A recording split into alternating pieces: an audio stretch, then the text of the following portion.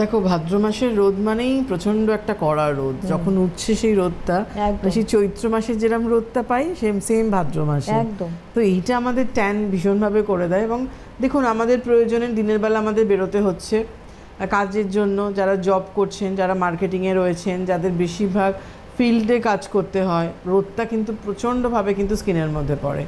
সবার আগে মানে যেটা খুব দরকার আমাদের, সেটা হচ্ছে প্রোটেকশন, যেটার জন্য মানে ট্যানটাকে যাতে আমরা অনেকটাই আটকাতে পারি।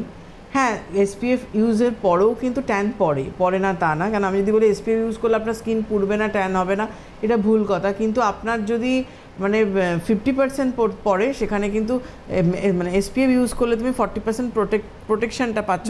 10% যেটা পড়লো তার জন্য তোমার বিভিন্ন রকম তো ওশিয়া হার্বালসের ট্যান রিমুভের প্রোডাক্ট রয়েছে, সেটা ঠিক হয়ে যাবে। এই যে এসপিএফের রেঞ্জটা একটু আগে দেখানো হলো, ওশিয়া হার্বালসের একটা হিউজ রেঞ্জ অফ এসপিএফ রয়েছে।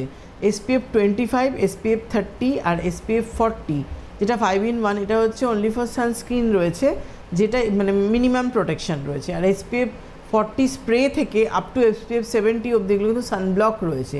সানব্লক মানে কিন্তু আপনার স্কিনের মধ্যে সেই ইউভি রেসটা কিন্তু আপনাকে ট্যানটা চট করে ফেলতে পারে না, কারণ ওশিয়া একমাত্র যে 70-র মতো একটা ভীষণ ভালো সানস্ক্রিন নিয়ে এসছে, যেটা কিনা আজকে মানে আমাদের অনেক রকম কাজ করছে। লাইন্স রিঙ্কলস জিনিসটাকেও কন্ট্রোল করছে, ট্যানটাকে রিমুভ করছে, মেলানিনটাকে কন্ট্রোল রাখছে, যে কোনো স্পটটাকে আসতে দিচ্ছে না। তো এই এসপিএফটা মেখে কিন্তু যে কোনো একটা সান প্রোটেকশন সেটা নিয়ে কিন্তু আপনাকে বাইরে বেরোতে হবে।